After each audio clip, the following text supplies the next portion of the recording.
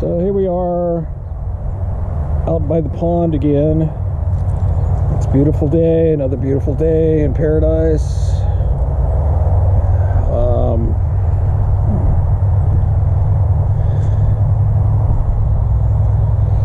It's hard to believe that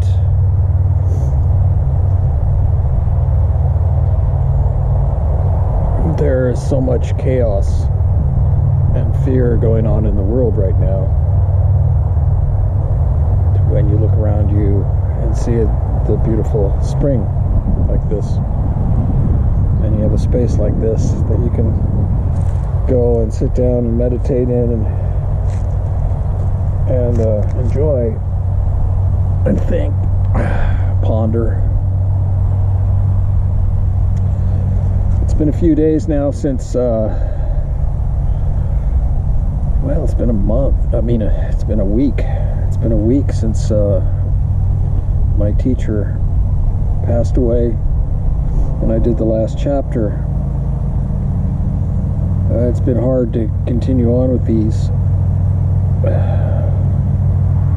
to find the time to record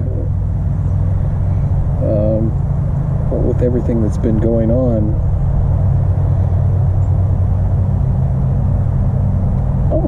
My good friend Nicholas Breezewood in England just posted a thoughtful podcast, I thought, about being mindful in these times, how to cope. I thought that was really good, and kind of thought maybe that would motivate me to say a few words myself. The one thing he talked about was to be the adult in the room, and I definitely hear him when he says that. It strikes home with me because lately I've been feeling like the elder in the room. And now that my elders are passing away and leaving me, I have to step up. And I'm thinking maybe one of the ways I can step up is by sharing these thoughts with you in this way. We need to be the elder in the room. Now, in our culture, we don't value elders. The young ones don't value their elders. They think their elders are full of shit, or that they don't know what they're talking about. The other cultures, of course, the ones that were here before us, and all of those old indigenous cultures valued their elders. It was taught into the young ones at a very young age to respect their elders, to be quiet in the room when the elders are talking, not to walk in front of them, to feed them first, to honor them, because the elders are wiser, and it's important to listen to what they have to say. But in our culture, we don't do that. In our culture, we just say, okay, boomer. There's been so much panic, so much rumor, so much spreading of misinformation and disinformation with this coronavirus outbreak that it makes me ill. When I was in the service, when I was in the Air Force back in the 70s, the late 70s, 75 through 79, one of the things that we were trained in was how to deal with rumors and propaganda. Rumors and propaganda can spread quickly, and they're used as a weapon to divide you and to make you weak. And that's what's happening now. There's so much rumor and propaganda. over this last weekend, there were all of these posts on Facebook that kept getting picked up even by my own students who were spreading this panicky rumor that Seattle was going to be locked down and quarantined, and that this was information coming from high-level insiders. The National Guard was coming in and was going to take over the town. Martial law would be proclaimed.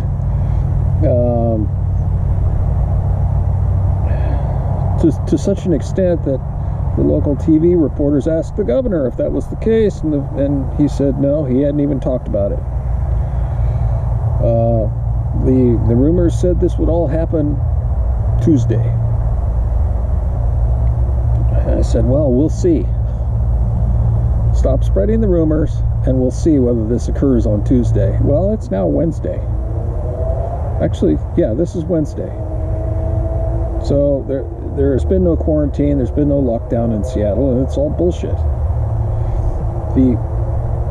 The young ones need to listen to their elders, and they need to calm the heck down.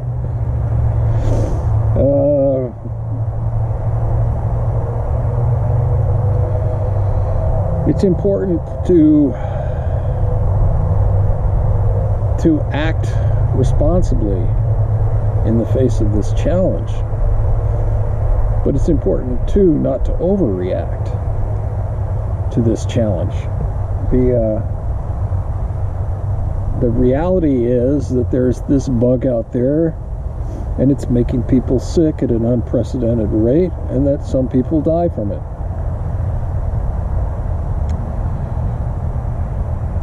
I got the flu last winter. I had the flu for 2 weeks, and I was deadly sick. And I'm over 60. I had childhood asthma. I have a risk in that area. Did I develop a kind of pneumonia? I was worried about it. It may have been a small walking pneumonia. Been through pneumonia in my life at the age of 16, which I cured myself without going to the hospital. I've had childhood asthma, like I say, so as a child there were multiple instances when I would have an asthma attack and I couldn't breathe, and I thought I was going to probably die unless I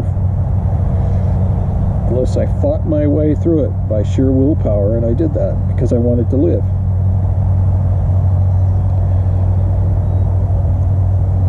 I think after the hysteria is over, in about a month or two at the most, we're going to look at this and we're going to realize that the panic wasn't worth it, and that it's basically another flu-like disease, and that some people die from it, yes, but some people die from the flu.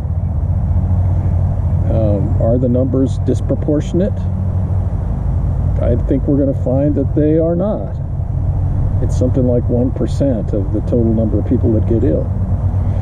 It's very difficult to say how many people are ill. It's very difficult to say what the statistics are on this, because when I was ill, like I say, a year ago with the flu, I never went to the doctor. I never reported. So I'm not part of the statistics. There are people that are sick, that are sheltering at home, and they're suffering their way through it and coming out the other end, and they're not going to the doctor, and they're not reporting it. They're not getting tested. I know of at least 2 cases like that. So the conspiracy theories and the rumors and the propaganda, that's, I think, as big a challenge as the virus itself. Probably more so. And I'm not sure what to do about it. The young ones need to respect their elders and their opinion, and they need, in an emergency especially, you have to listen to the authorities. You have to trust them. I don't trust Trump, but I trust the people around him, the experts, the scientists, the specialists, they know, and if you read between the lines, you can see what they're trying to say, despite what Trump says. This whole thing is going to be an albatross around Trump's neck. I'm predicting that right now. Come November, the people will speak, and we'll find out whether they trusted Trump through this. He had a pretty good economy going. That was going to be his strong suit. That's what he was going to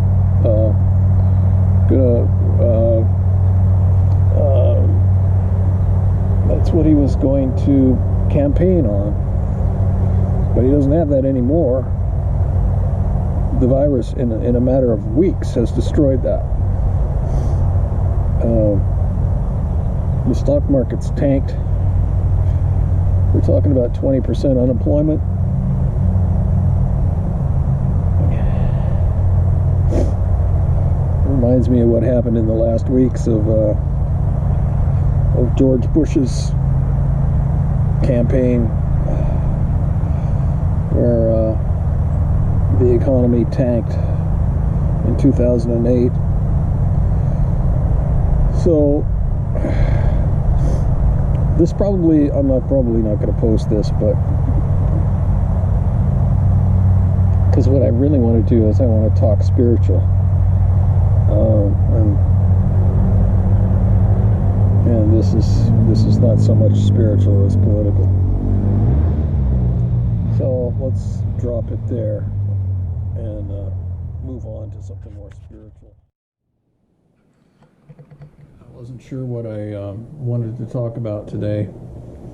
I have a list of things that I want to cover eventually, but I just want to get back into the swing of talking again. With this coronavirus thing, we've all gotten distracted, including myself. So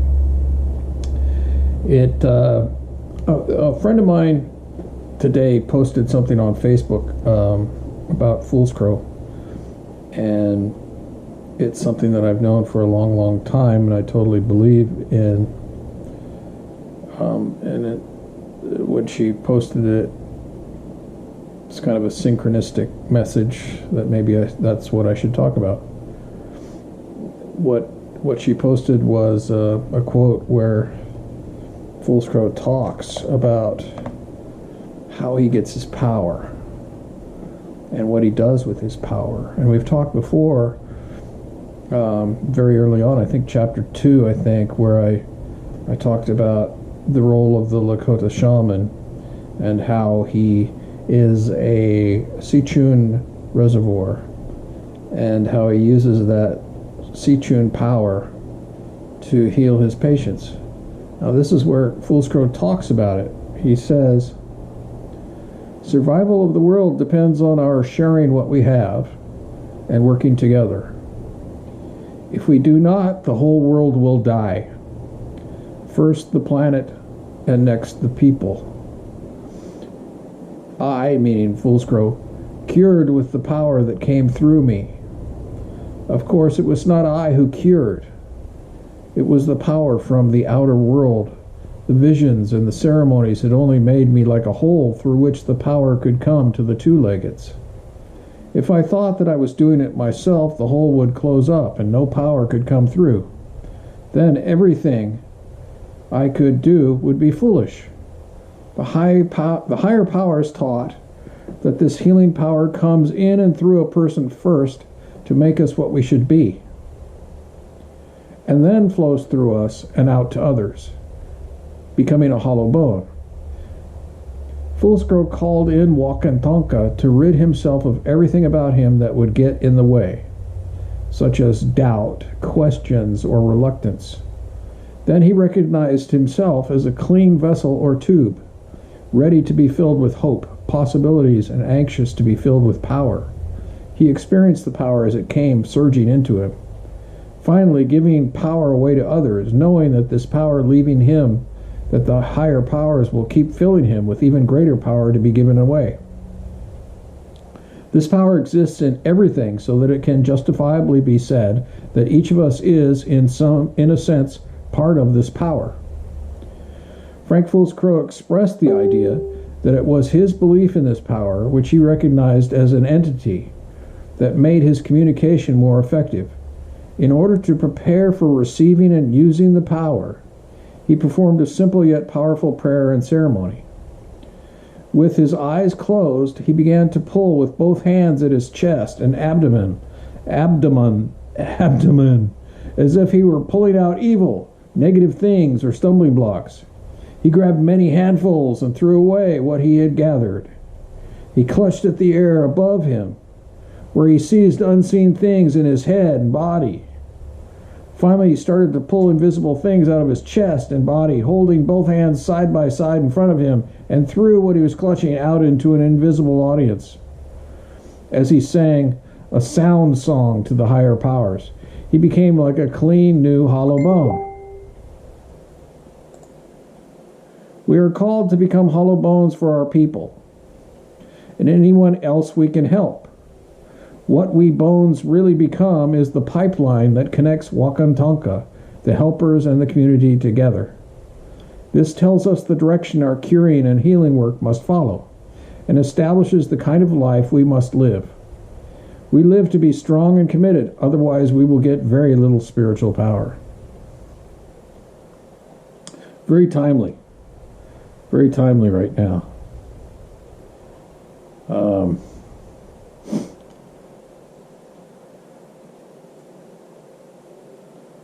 That was posted to a group I belong to.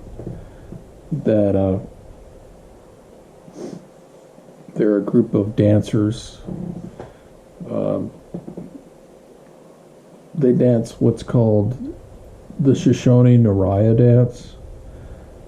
The Naraya is the modern day evolved version of the old ghost dance from the 1890s. If you recall, in the 1890s, the indigenous peoples were on their last legs. The buffalo were exterminated. They were starving. They had very little hope. And what happened was a medicine man, I think it was Paiute, had a vision on the eclipse of that year, or the equinox. I think it was the equinox. And in the vision, he was told that if the people danced hard enough and believed enough, that their prayers would be answered and the white men would be washed off the face of the earth, and the buffalo would return and things would go back to normal. And so the ghost dance spread like wildfire, made the authorities nervous, in particular on the Dakota reservations. And so the people were dancing the ghost dance in the middle of the winter, trying to make the white man go away, and that is what precipitated the Wounded Knee massacre, because the army was acting on behalf of the government. The government was very nervous that the people were going to rise up again, and so they squashed the ghost dance movement. Well, that old ghost dance lives on. It lives on in a Shoshone version called the Naraya dance, and it's those people that were posting this post about Fool's Crow today. And in fact, the Naraya dance, I've been told by a good friend of mine, by what I call my younger elder, that Fool's Crow himself was involved in the reestablishment of the Naraya dance, and therefore lending credibility to the dance. It's not the Naraya dance isn't something that was just made up. It's a legitimate descendant of the old ghost dance, though different. It's evolved from those old days. In my understanding, it's a circle dance, much different from the sun dance. But those are the two big dances that I know of: the sun dance and the Naraya dance. There's another dance that they used to do back in the old days that I've discovered. I have never heard about modern people doing that dance. I'm curious about whether that's underground somewhere. Maybe in the Black Hills somewhere they're still doing that dance. I'm going to be looking into that. And maybe I'll ask my teacher Basil Braveheart about that. I just reached out to him about another matter. And maybe we'll talk about that next time. What Basil Braveheart's been up to. I think he's 85 or 86 now. I could talk about how I was led to him. Maybe I should talk about more of that, how I was led to so many miraculous things simply by learning to let go and trust in spirit, opening my heart, opening my third eye, listening, hearing spirit speak to me, and then following. And when I do that, miraculous things happen. Oh, we'll talk about this.